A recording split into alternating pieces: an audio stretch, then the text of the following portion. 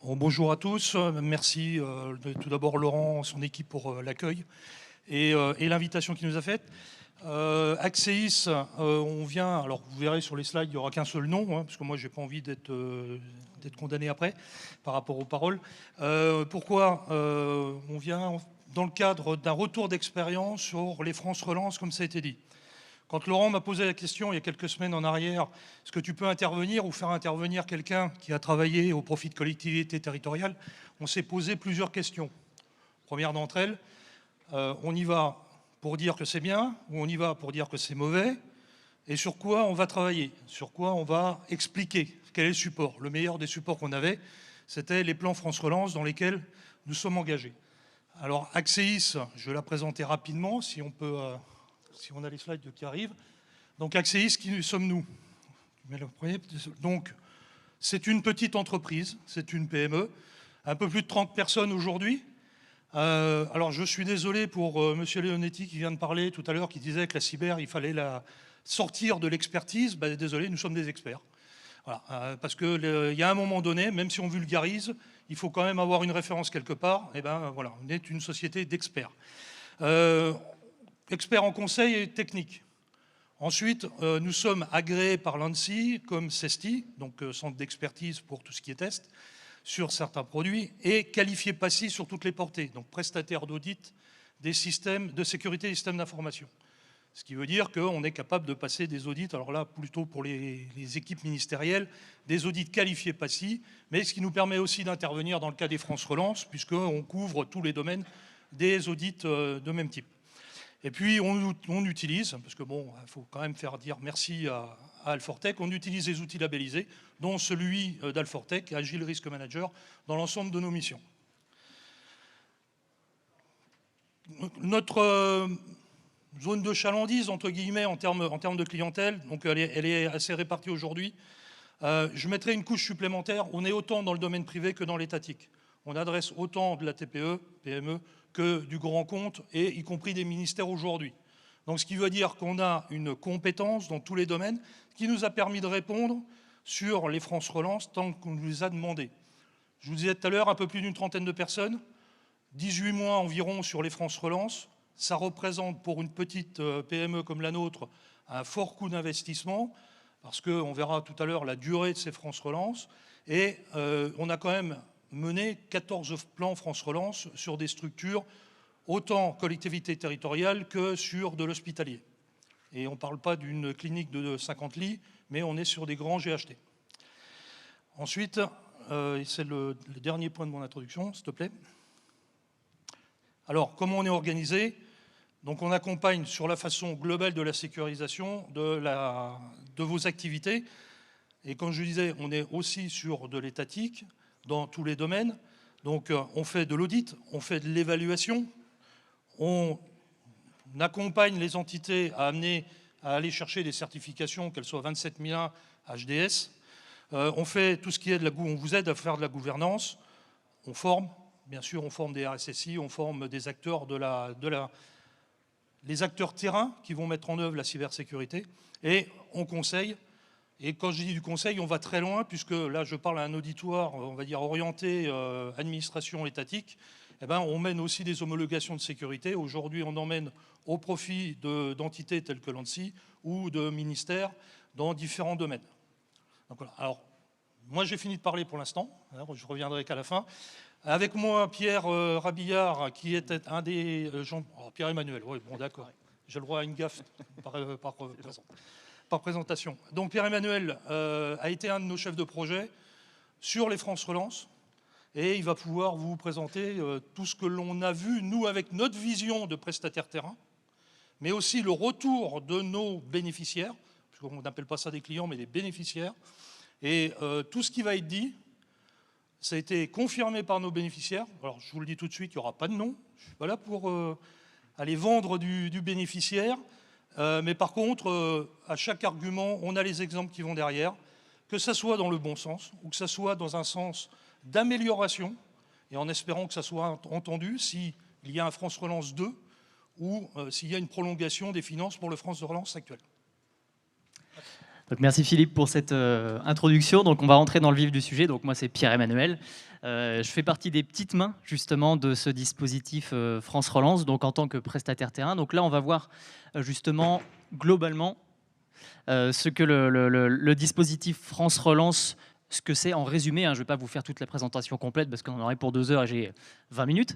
Donc effectivement, un objectif, on l'a répété ce matin, globalement renforcer la sécurité des bénéficiaires. Donc on va voir juste après ce que vont être les bénéficiaires, même si je pense que vous vous en doutez, puisque France Relance, ici, beaucoup d'entre vous connaissent déjà ce type de dispositif. Donc on va voir tout un jargon autour de ce dispositif France Relance. En premier, 4 acteurs principaux, donc l'ANSSI, évidemment, qui est là à l'origine de ce dispositif. Les prestataires accompagnateurs, qui sont là comme interface entre l'ANSSI et les 2 suivants. Le prestataire terrain, donc comme nous, notre rôle que l'on a chapeauté finalement dans le cadre de ces dispositifs, qui va être d'être au plus proche, comme son nom l'indique, au plus proche du bénéficiaire, réaliser les audits, répondre à leurs interrogations. Et donc évidemment le bénéficiaire qui peut être, comme on l'a déjà précisé, des centres hospitaliers, des collectivités territoriales, des petites mairies, des grandes mairies. On a 3 étapes principales dans ce dispositif France Relance. En premier, on a le pré-diagnostic. En 2, le pack initial. Et en 3, le pack relais. Donc, je vais revenir un petit peu plus en détail. Donc, sur ces 3 étapes, la première, le pré-diagnostic, elle est réalisée conjointement entre le bénéficiaire qui forcément intervient à toutes les étapes et également le prestataire accompagnateur. Et l'objectif principal, alors il y en a plusieurs, mais l'objectif principal, c'est la définition du parcours. Donc, comme vous le voyez sur la slide, il y a 4 parcours différents. On comprend assez vite que, effectivement, plus le niveau de maturité cyber du bénéficiaire est élevé, plus on va le situer sur un parcours élevé.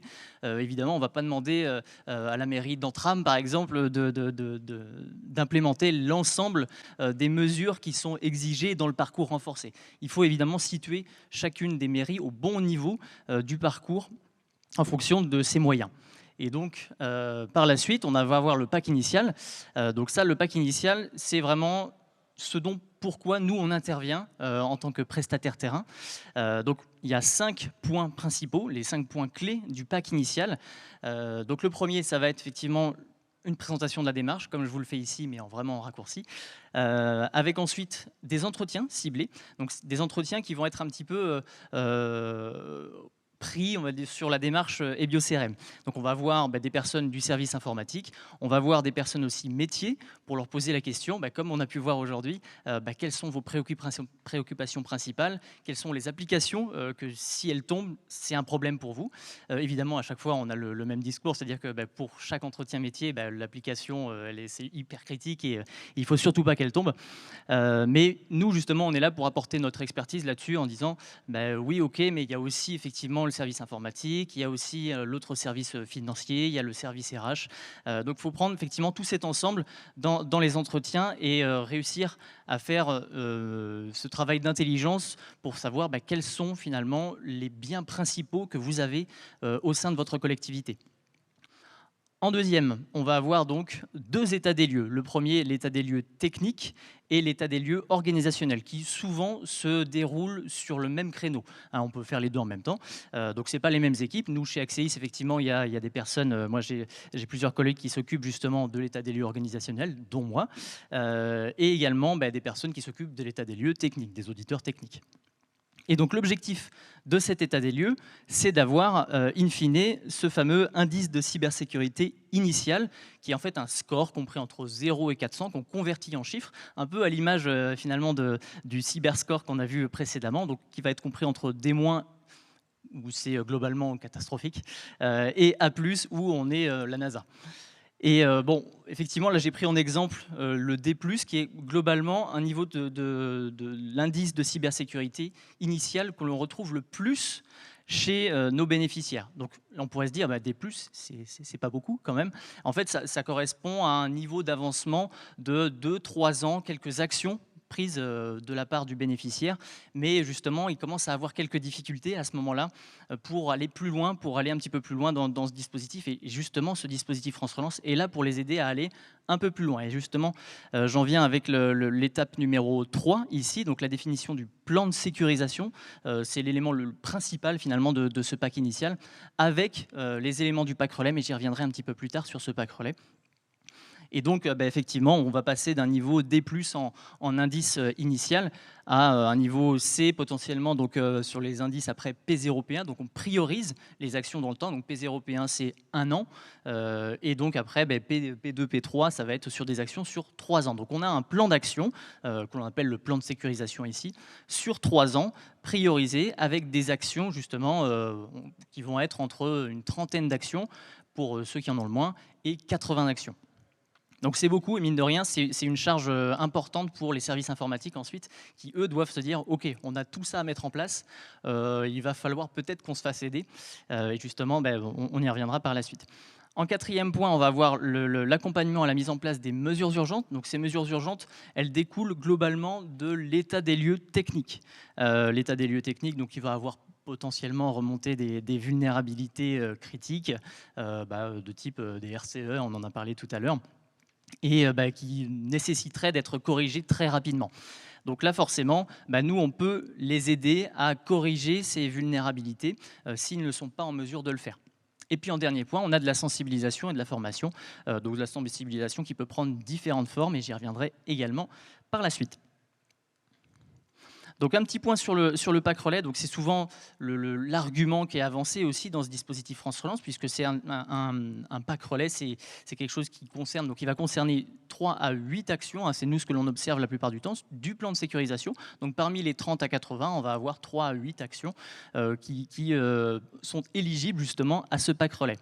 Et le point numéro 2, c'est presque celui le plus important, c'est-à-dire que c'est effectivement des actions qui pourront être cofinancées par l'ANSSI. C'est souvent ce qui fait venir effectivement les bénéficiaires qui n'ont pas toujours le budget pour aligner effectivement des solutions de EDR, des solutions pour faire du phishing par exemple. Et là, on leur offre justement cette enveloppe pour leur permettre d'améliorer leur niveau de cybersécurité. Et donc, le dernier point, la mise en œuvre donc, du pack relais est donc suivie, elle, par le prestataire accompagnateur sur la durée d'1 an. Donc, ils font des points, effectivement, nous, on n'a pas cette visibilité là-dessus. Ils font des points tous les 3 mois pour vérifier justement l'avancement de ce pack relais, si tout se passe bien, s'il y a des blocages, si les estimations à l'origine sur les 72 000 € dépensés par le bénéficiaire, elles sont bonnes, etc. Donc, on va faire un petit point justement sur les côtés bénéfiques de la prestation France Relance, du dispositif. Donc, en premier lieu, effectivement, c'est un dispositif qui est assez facile à appréhender. Là, je vous ai fait une présentation très rapide du France Relance en peut-être 5 minutes.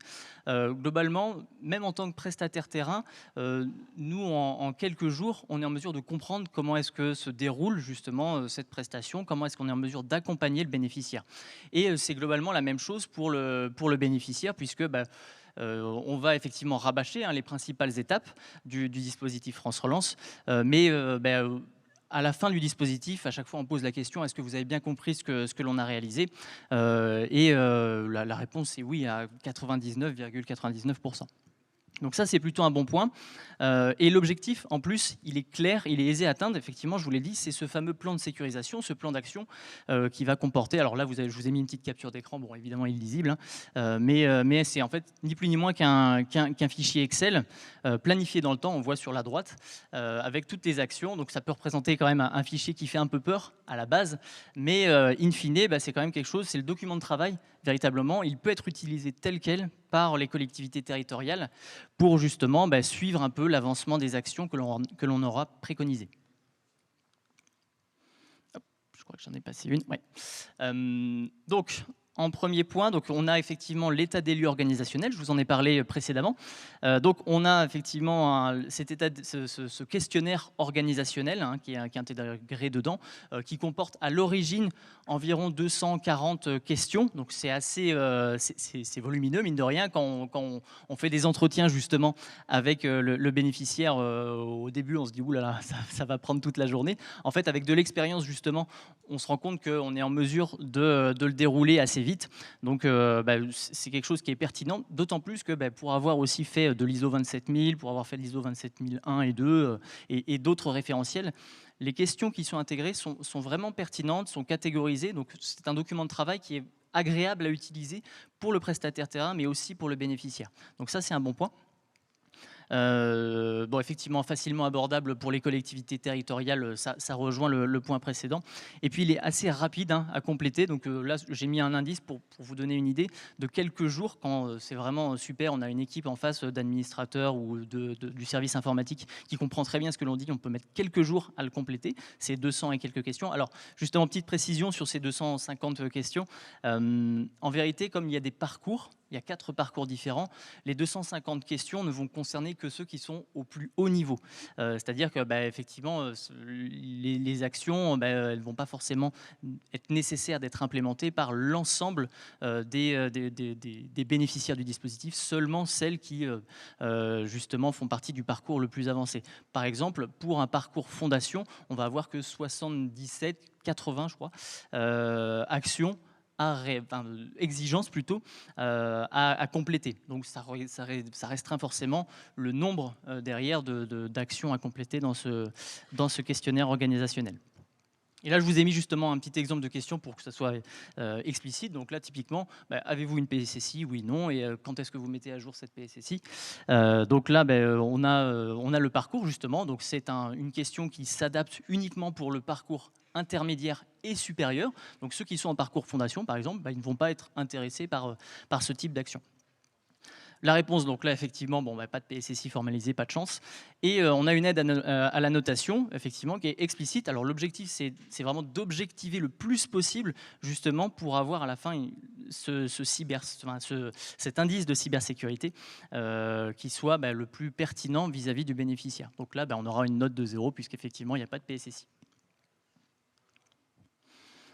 Sur l'état des lieux techniques, maintenant, on va avoir donc différents audits et tests d'intrusion que l'on peut réaliser. Alors par défaut, justement, les tests qui sont préconisés par l'ANSSI, ce vont être les tests d'intrusion internes et externes. Donc globalement, on va se positionner en tant qu'attaquant ayant un accès réseau d'un utilisateur standard dans une entreprise et on va voir ce que l'on peut faire avec. Mais sans même avoir accès à un compte utilisateur. Là, c'est vraiment, on a juste un accès réseau et on voit jusqu'où on peut aller. Le test d'intrusion externe, c'est effectivement la personne qui va être située à 100 km de chez vous, voire bien plus, et qui va simplement regarder sur votre exposition externe sur Internet, voir si elle peut justement compromettre un serveur qui est exposé, puis ensuite, petit à petit, compromettre potentiellement votre cœur de réseau. Donc ça, ce sont les 2 qui sont préconisés initialement. On va en avoir également 2 autres que nous, on réalise, puisque en fait, ce dispositif, il est adaptable, et ça, c'est un bon point également à noter. C'est-à-dire qu'on peut avoir des bénéficiaires, par exemple, qui auront fait des tests d'intrusion interne, des tests d'intrusion externe, il n'y a pas longtemps, il y a 6 mois, et qui se disent, effectivement, nous, on aimerait bien avoir autre chose, avoir une autre vision, par exemple, voir si notre PC, les PC que l'on déploie en production, leur configuration, elle est bien sécurisée. Ça, on le propose également, nous, de notre côté, chez Axeis, pour avoir une complétion et finalement une vision un peu plus complète de la sécurité chez le bénéficiaire. Donc quelques chiffres, effectivement ici. Donc les tests techniques, nous on en a réalisé 24 par l'intermédiaire du dispositif France Relance, donc sur les 14 bénéficiaires que l'on a pu accompagner. Et donc quelque chose qui est assez marquant, c'est qu'effectivement sur 13 tests d'intrusion interne, on est passé administrateur du domaine 11 fois. Donc effectivement, c'est assez parlant. Alors administrateur du domaine, pour que ça soit clair pour tout le monde, c'est vraiment le niveau de privilège le plus élevé dans un système d'information. Donc ça montre effectivement que, imaginons un attaquant à un moment a pu compromettre un accès et rentrer dans une collectivité ou dans n'importe quel bénéficiaire, un établissement hospitalier également, il serait passé administrateur du domaine et aurait pu compromettre l'intégralité, déployer un ransomware, exfiltrer l'ensemble des informations. Donc ça, effectivement, c'est quand même un aspect vraiment bénéfique pour les bénéficiaires, puisque c'est parlant, quoi. C'est 11 fois sur 13, vous auriez pu vous faire attaquer et vous prendre quelque chose sur lequel vous aurez mis énormément de temps à vous remettre. Donc ce côté test technique, justement, c'est vraiment intéressant de passer par ce dispositif France Relance pour les initiés. Sur la partie résultats et accompagnement, donc comme je vous ai dit, le fameux plan de sécurisation, l'accompagnement aux mesures urgentes et la sensibilisation. Donc le plan de sécurisation, lui, il est bien cadencé, hein, vous voyez effectivement P0, P1, P2, P3, atteignable effectivement, puisqu'il n'est pas réalisé uniquement, nous de notre côté, Axeis. C'est réalisé conjointement avec le bénéficiaire et validé par l'ANSSI. Donc, c'est-à-dire que, évidemment, le bénéficiaire, lui, il ne va pas valider un plan de sécurisation qui juge absolument inatteignable de son côté. Ça paraîtrait incohérent. Et en partie financé, effectivement, c'est un des points forts de ce dispositif. Sur les mesures urgentes, alors nous, en fait, ce que l'on a constaté, et on y reviendra par la suite, c'est que les mesures urgentes, la plupart du temps, celles que l'on préconise, en fait, elles sont assez simples à mettre en place. Bon, évidemment, il y a toujours l'aspect segmentation réseau, filtrage qui, lui, prend énormément de temps, on l'a revu ce matin. Mais outre ce genre de grosses vulnérabilités structurelles, on va avoir des petites... des fois, c'est juste une petite ligne de configuration dans un fichier à modifier pour faire en sorte que l'accès administrateur ne soit pas possible à partir d'une interface web. Et ça se corrige assez rapidement, ce qui fait que la plupart du temps, les services informatiques sont en mesure de corriger eux-mêmes les vulnérabilités qu'on a identifiées comme critiques. Par contre, ce qui nous est remonté quasiment à chaque fois, ça va être vraiment la documentation. Ça, c'est vraiment le point noir, le gros point noir que l'on remonte à chaque fois.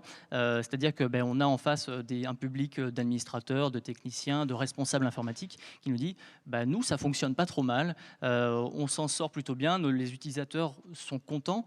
Mais par contre, on se dit que on n'a quasiment aucune documentation. Et le questionnaire organisationnel le fait bien remonter, puisque effectivement, est-ce que vous avez une PSSI? Oui, non. Bon, non. Et puis, comme ça, des politiques, il y en a beaucoup, mine de rien. Et on se rend compte que c'est des choses que l'on doit mettre en place petit à petit. Et justement, dans ces mesures urgentes, nous, ce que l'on propose, justement, c'est de passer un petit peu à côté du dispositif de correction de vulnérabilité pour leur proposer des squelettes de politique, des fiches pratiques, justement, pour implémenter telle ou telle politique ou telle mesure de sécurité provenant du guide d'hygiène. Et ça, mine de rien, pour un service informatique, c'est du gain de temps, parce qu'on sait très bien qu'en tant qu'administrateur réseau et système, on a peu de temps à accorder pour la documentation. Il y a déjà tout le travail de production à assurer pour que les utilisateurs soient satisfaits. Et puis donc sur le dernier point, donc la sensibilisation, nous ce que l'on propose en plus de la sensibilisation classique qui est proposée par le dispositif, on a des slides effectivement proposés par défaut par l'ANSSI. On propose également du phishing pédagogique évidemment, sur lequel on vient se mettre d'accord avec le service informatique et on propose justement des campagnes sur lesquelles on va avoir les informations sur le taux de clic, sur le nombre de données renseignées, etc. Et donc effectivement, alors en plus c'est moi qui m'occupe des campagnes de phishing, donc moi j'ai embêté pas mal de personnes, mine de rien, dans ce dispositif France Relance, puisque ça représente plus de 5000 mails de phishing envoyés, et pour vous donner quelques indicateurs, ça représente sur ces 5000 mails de phishing à peu près 20% de personnes qui vont avoir renseigné des données. Donc là vous voyez, imaginons, j'aurais pu obtenir 1000 identifiants de connexion sur ces 5000 pour se connecter sur des systèmes d'information divers et variés.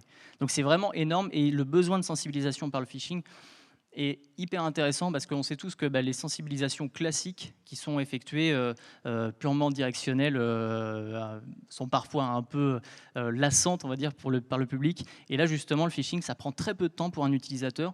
Et par contre, ce qui est essentiel, c'est vraiment d'avoir cette communication à l'issue pour leur montrer, voilà, regardez, là, le mail de phishing, il y avait ça à remarquer, ça comme indice.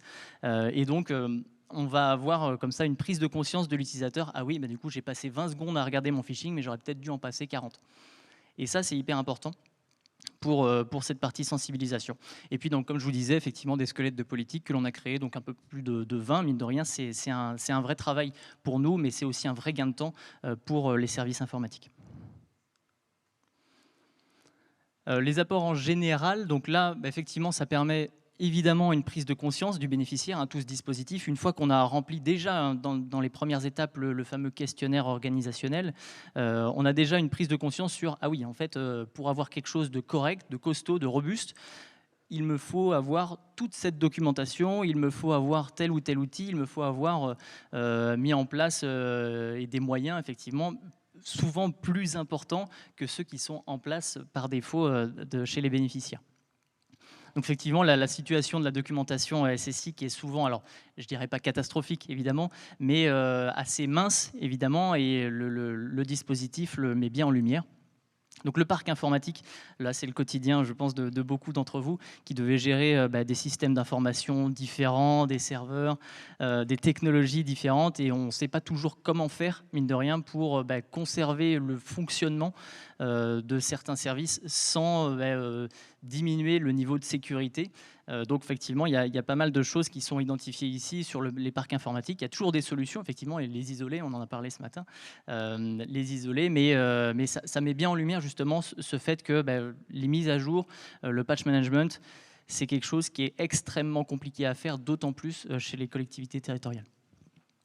Et la nécessité d'investir dans la sécurité avant de se faire attaquer. Bon, évidemment, ça, c'est quelque chose de beau à marquer sur le papier, mais c'est extrêmement important puisque la protection, ça vient en premier de la prévention, et donc anticiper justement ces menaces avant qu'elles surviennent chez vous, ça sera une force que vous aurez le jour où ça surviendra. Alors, on va passer sur la partie un peu plus limite justement de ce dispositif, puisque effectivement, tout n'est pas rose, hein. C'est un dispositif qui est super. Moi, j'adore le dérouler avec les bénéficiaires, et c'est globalement le retour aussi que l'on a de la part de nos bénéficiaires. Mais il y a quand même certaines limites qui nous sont remontées justement par nos bénéficiaires.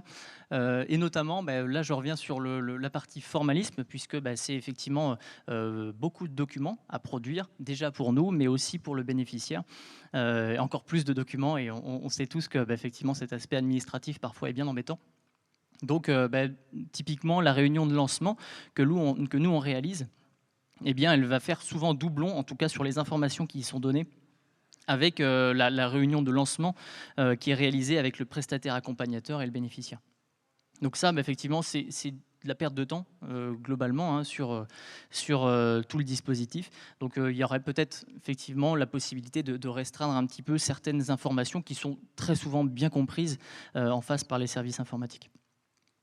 Le délai de 3-4 mois, donc c'est le délai qui est estimé sur le dispositif France Relance, qui est extrêmement difficile à tenir, puisque évidemment il y a plein d'autres contraintes à tenir de la part des bénéficiaires.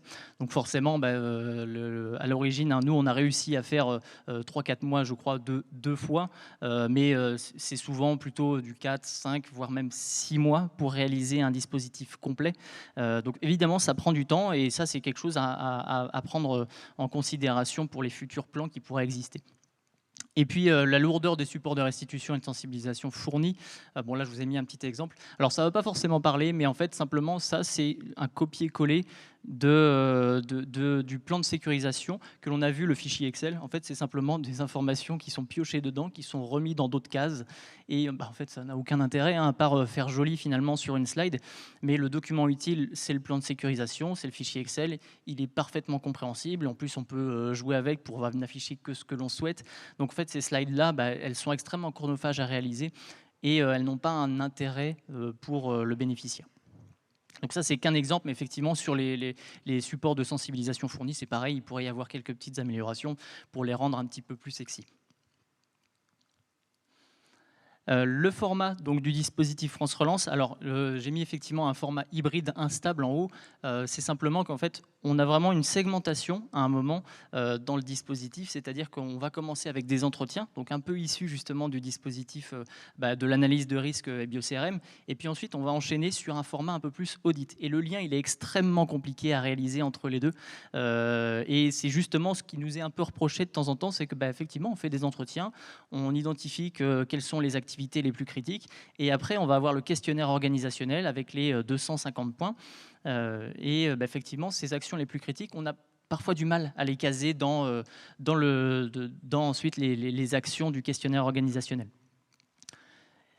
Sur la volumétrie, effectivement, le 250 points, je vous l'ai dit au départ, effectivement, ça peut faire peur au début. Bon, après, effectivement, sur les bénéficiaires que l'on a eus, c'est quand même notre boulot. Donc, dérouler ces 200 et quelques points, ça fait peur au début, mais à la fin, on s'en sort bien.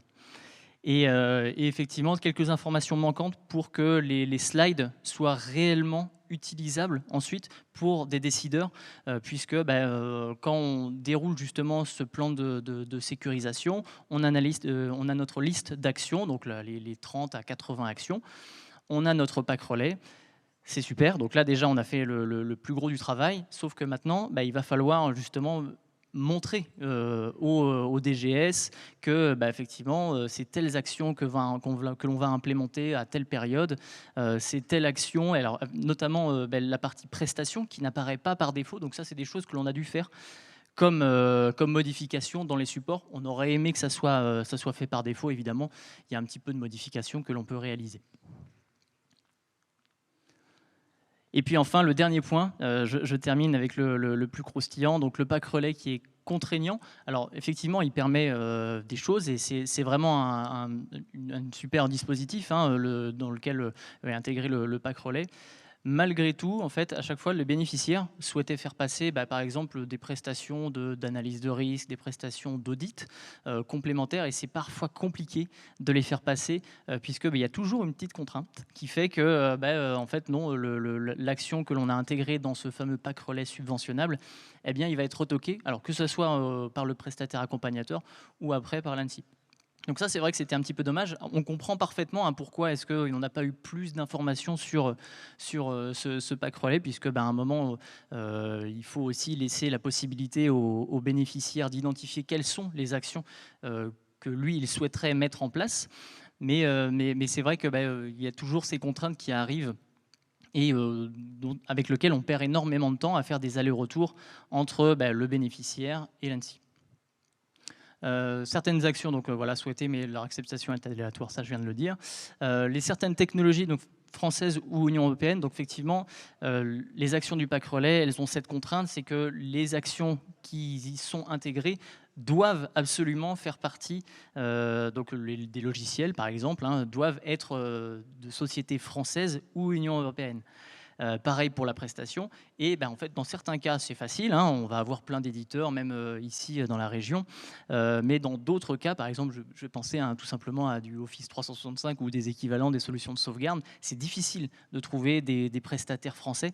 Donc, on a du mal justement à faire passer des actions, alors que ça serait vraiment un point d'amélioration critique pour le bénéficiaire. Et là, par exemple, l'achat du YubiKey qui a fait un peu jaser, j'ai envie de dire, puisque effectivement, c'est des actions qui est parfois passées avec certains prestataires accompagnateurs, parfois non. Alors que effectivement, c'est quand même un point hyper intéressant pour une infrastructure de disposer justement d'actions comme des YubiKey. Le choix se fait préférentiellement effectivement sur le nombre de points gagnés plutôt que le réel besoin du client. Des fois, on se retrouve avec des situations impossibles avec le prestataire accompagnateur qui veut absolument que l'action qui soit réalisée apporte le plus de points possible.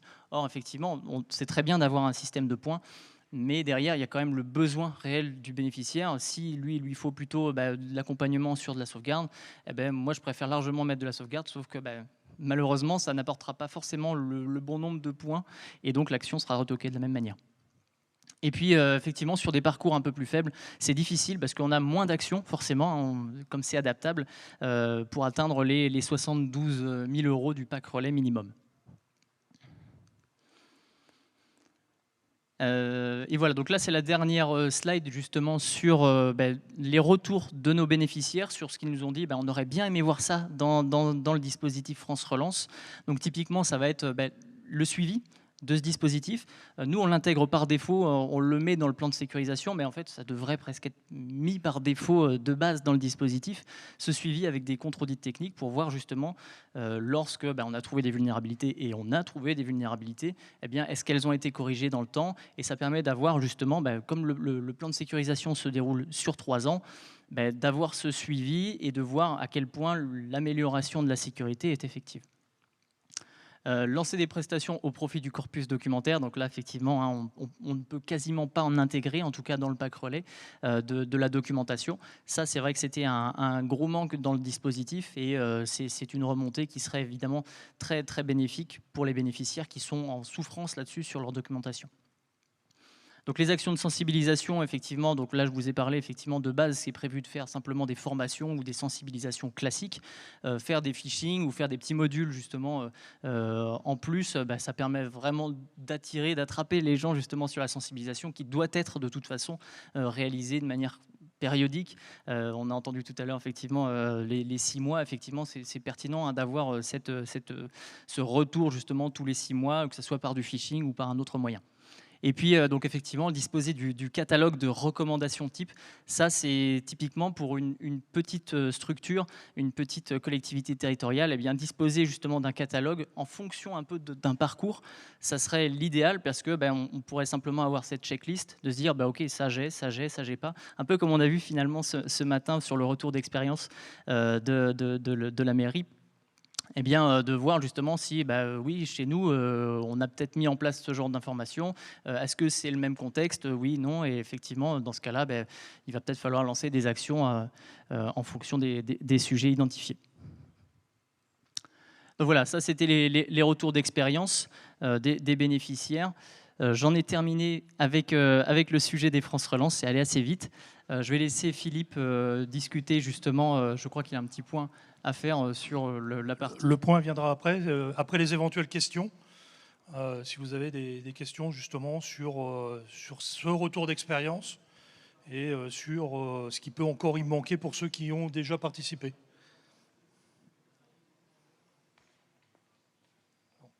S'il n'y a pas de questions, c'est qu'il y a 2 solutions. C'est que tout le monde s'est endormi, ou alors c'est que c'était très clair, donc je vais plutôt prendre la seconde. Tout ça pour dire, et puis parce qu'on est là aussi pour ça, merci Laurent, faire un petit peu de publicité. L'action du France Relance, elle ne s'arrête pas à un France Relance. Vous avez un plan d'action qui a été fait sur 3 ans. Tout à l'heure, ça a été dit, il n'y a pas besoin d'experts de la cybersécurité à un moment donné. Si vous avez une vigie dans la tour qui s'appelle le RSSI, ou au moins un correspondant sécurité informatique auprès du DSI, qui lui doit mener ce plan d'action, mais le perfectionner, l'améliorer, le faire vivre.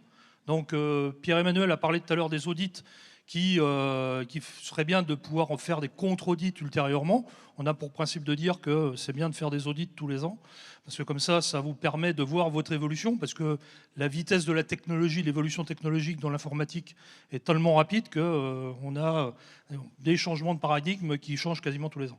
Donc là aujourd'hui, des sociétés comme la nôtre, Axéis, mais comme d'autres, peuvent vous accompagner, et là en dehors des France Relance, parce que si vous attendez le France Relance, déjà le budget, il faut l'avoir par l'ANSSI, et puis derrière, il faut passer sous les fourches codines de l'ANSSI pour valider votre dossier, et vous avez le temps, alors c'est un peu malheureux, le retour d'expérience de Caen, vous pouvez être attaqué, et c'est pas parce qu'on est une petite collectivité territoriale de moins de 10 000 habitants qu'on n'est pas dans les cibles.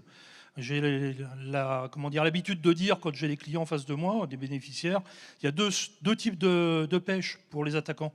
Il y a la pêche au chalut et la pêche au harpon. Vous êtes un laboratoire de recherche, je vais aller faire de la pêche au harpon parce que je veux ce que vous avez à l'intérieur. Vous êtes une collectivité territoriale, je vais ratisser l'arche, je fais de la pêche au chalut. Donc vous êtes dans cette seconde catégorie, malheureusement. Il faut s'en inquiéter dès maintenant. Donc, j'ai un directeur commercial qui s'inquiète aussi pour ma boutique. Donc, il a proposé cette année de faire un petit tirage au sort. Et ce n'est pas négligeable, hein, ça vous offre, en tant que collectivité, un audit technique externe. Il vous suffira d'aller sur le stand d'Axéis qui est juste derrière vous pour remplir quelques éléments. Et je vous rassure tout de suite, c'est totalement RGPD, parce qu'on ne va prendre que des données fonctionnelles et non pas des données personnelles. Voilà, je vous remercie.